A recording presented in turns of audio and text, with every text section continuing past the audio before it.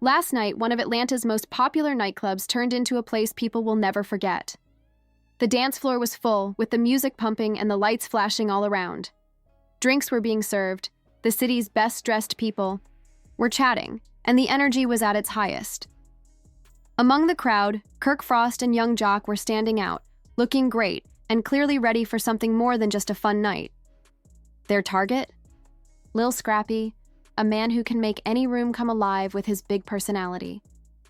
At first, the tension was small, some quick glances, a few words exchanged, but you could feel something building underneath. And then, in a flash, everything changed. The mood went from excitement to surprise. People stopped dancing and started watching closely as words turned into arguments.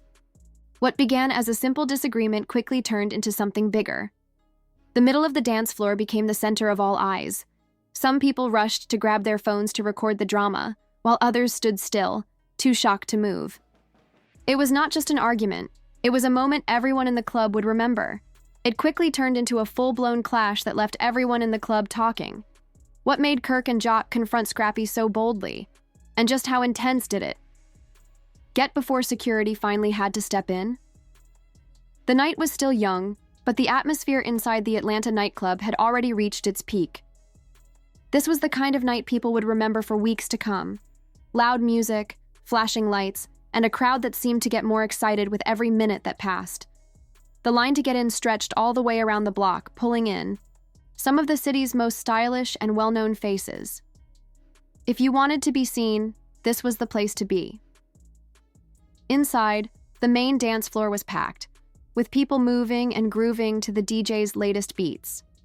Strobe lights flashed with the heavy bass, giving quick glimpses of the people lost in the rhythm. Near the bar, small groups of friends gathered, holding their drinks and shouting to be heard over the music. Everyone looked like they were having the best time, but up in the VIP section, things were different. A different kind of energy was building there, one that felt much more serious. It was clear that this night was not about celebrating. Kirk Frost and young Jock sat in their reserved booth, their entourages chatting and moving around them. Both men looked sharp, dressed in expensive jackets and wearing accessories that quietly shouted success. At first, they seemed relaxed, laughing, talking, sipping on high-end drinks. But if anyone looked closely, they would have noticed something wasn't quite right. Kirk's smile didn't quite reach his eyes, and Jock's laugh came just a little too late. There was an unspoken tension between them, something that hadn't been there during their other nights out. The people around them either didn't notice or chose to ignore it, too caught up in enjoying the perks of being with two of the most well-known figures in the city. On the other side of the room, in a different VIP booth, Lil Scrappy was the star of his own scene. While Kirk and Jock seemed deep in thought, Scrappy radiated pure charisma. He stood out effortlessly in the crowd, his laugh loud and full of energy, his arms moving in rhythm with the music. Scrappy's grin was contagious, his energy filling the room. Surrounded by a close group of friends, he was clearly enjoying the night. Drinks were raised quickly, and many people stopped by to show their respect. Scrappy had always been known for his magnetic personality, the kind that made even the simplest nights unforgettable. Tonight was no different, but behind the fun, things were not as carefree as they seemed. Kirk and Jock exchanged a few quiet looks towards Scrappy's booth. At first, it was nothing obvious, just a glance here, a whispered comment there. But as the minutes passed, the signs became harder to ignore. Kirk leaned in closer to Jock, speaking quickly while the music blasted. Around them, Jock's face darkened for a moment before he nodded, his eyes focused firmly on Scrappy. Whatever they were discussing, it clearly wasn't just casual conversation. The tension in the air grew. A waitress carrying a tray of drinks approached their booth, but stopped short when she sensed the change in atmosphere. Her eyes moved from Kirk's clenched jaw to Jock's narrowed eyes. Without saying a word, she quickly set the drinks down and backed away, sensing that something bigger was about to unfold. The waitress set the tray down without saying a word and quickly moved on. Meanwhile, the energy at Scrappy's table remained high. He was clearly in his element, taking a break from his group to head toward the dance floor. On his way, he clinked glasses with a few familiar faces. If he noticed the attention from across the room, he didn't show it. Jock watched him leave, his jaw tightening as he leaned closer to Kirk. "Do you see what I am seeing?" he asked, his voice just loud enough to be heard over the heavy bass. Kirk did not respond right away. His eyes stayed locked on Scrappy's every move. After a moment, he nodded. "Finally," he said, his tone steady. "Yeah, I see it." There was a history between these three men, a history that most people in the club would not notice. They had moved in the same circles for years, attending the same events and crossing paths on the same stages. On the surface, their interactions had always seemed friendly, but those who knew them well understood there were deeper tensions. Scrappy's rising success and his bold personality had played a big part in the growing distance between them. Scrappy's reputation for speaking his mind had made him both loved and disliked. For Kirk and Jock, it wasn't just about Scrappy as a person. It was about what he represented. His free-spirited attitude and growing popularity were seen as a threat by some, especially if it seemed to come at the cost of others in the same circle. The DJ switched to a new track, and the dance floor exploded with energy. The lights flashed faster, and the crowd surged closer together, pushing the night's excitement even higher. Kirk and Jock stood up from their booth. Their movements were careful and deliberate. Without saying a word to their group, they started, weaving through the crowd, heading straight toward Scrappy. Scrappy, meanwhile, was fully lost in the music, standing at the edge of the dance floor. He waved to a few fans who called out his name, raising his glass in appreciation. He didn't notice Kirk and Jock coming toward him, but the people around him did. A small group of onlookers turned to watch as the two men closed in. Their confident, measured steps were a sharp contrast to the chaotic energy of the crowd around them. The dancers around them moved in a blur, but Kirk and Jock's steps were steady and calm. By the time Scrappy looked up, it was too late to avoid them. Kirk stopped, a few feet away, hands in his pockets, while Jock stepped closer. The atmosphere around them shifted instantly. The loud music seemed to fade into the background, and a thick silence settled in their space. Scrappy lowered his drink slightly, his smile fading as he straightened up, sizing them both up. "What's going on, fellas?" he asked, his tone casual, but with a hint of caution. His crew, still seated in the booth, started shifting uncomfortably. A couple of them stood up, their eyes fixed on Kirk and Jock. The tension between the two groups was obvious, and the small circle of onlookers leaned in, sensing something big was about to happen. Kirk did not answer right away. He stared at Scrappy, his face unreadable, before speaking in a low, calm voice. "You've been running your mouth," he said, his words stirring the tension even more. "You know what I am talking about." Scrappy raised an eyebrow, clearly not backing down. Scrappy raised an eyebrow, his grip tightening on the glass in his hand. "I do not know what you mean," he replied, but his voice lacked its usual confidence. "Oh yeah? Like what?" he asked, his tone shifting into defiance. His free hand curled into a fist at his side, and for the first time, he looked ready to stand his ground. He took a small step forward, now standing almost face to face with Jock. The crowd around them began to shift, some people taking a step back, while others moved in closer, drawn to the tension of what was about to happen. The nightclub, once a place for dancing and drinks, had transformed. The space where Kirk Frost, young Jock, and Lil Scrappy stood became the epicenter of a growing conflict. The music still pounded, the lights still flashed, and people continued to laugh and dance nearby. But in this corner of the room, the energy was completely different. Everyone close enough to see what was happening held their breath, eyes darting between the three men. Scrappy's crew, now alert, had started to stand up, some lingering near the booth, their conversations growing quieter. The whole room seemed to be waiting for what would happen next. A couple of people from Scrappy's crew exchanged uneasy glances, trying to understand what was happening. Scrappy himself stood firm, locked in a verbal standoff with Kirk and Jock. He was no stranger to conflict, but this time, something felt different. This wasn't a heated argument on a TV set with cameras watching. This was real life, and the stakes felt personal. Jock spoke first, his voice calm but sharp.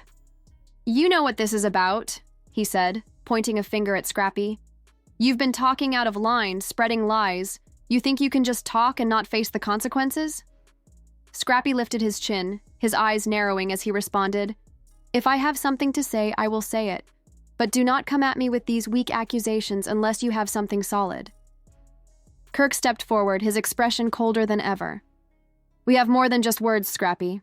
We have receipts. You want to deny what you have been saying behind our backs?" he said firmly. "Fine, but we both know the truth." Kirk pulled out his phone, unlocked it with a quick swipe, and held the screen up.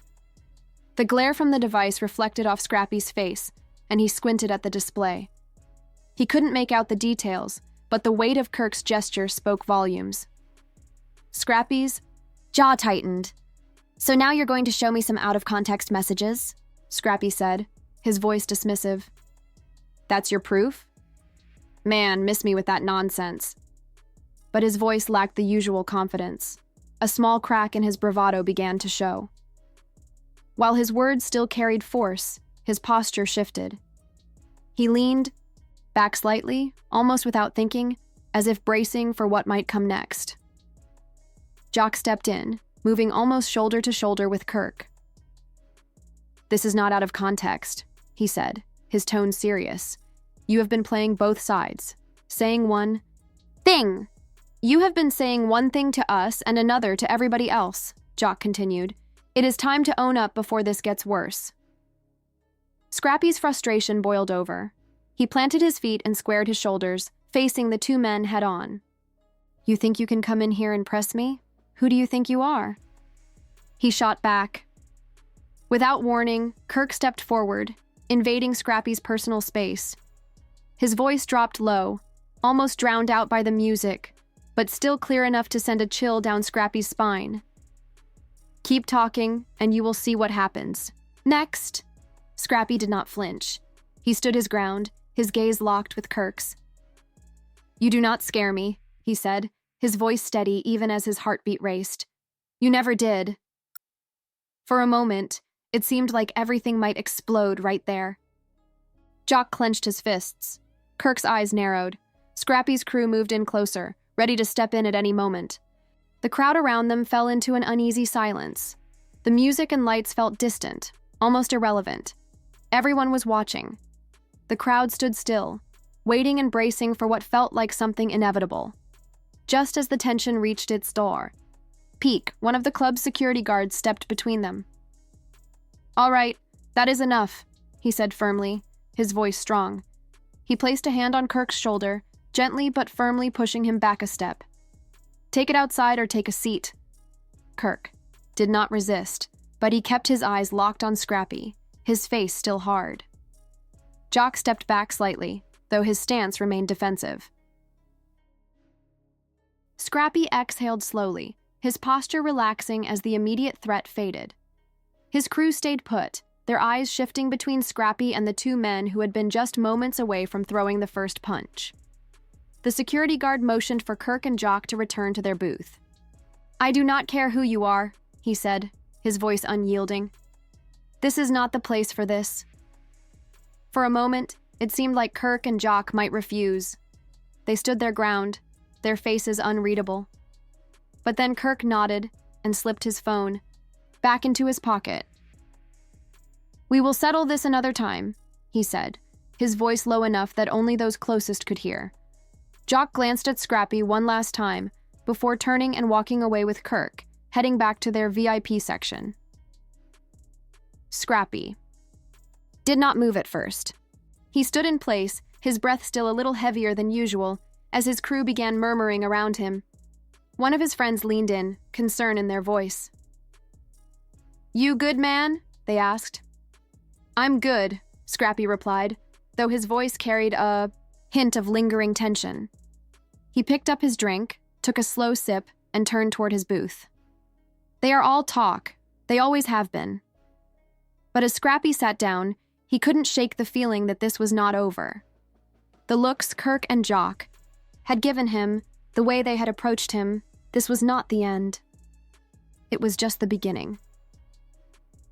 As the night went on, the tension still lingered. Kirk and Jock had returned to their booth, but they were not drinking or chatting like before.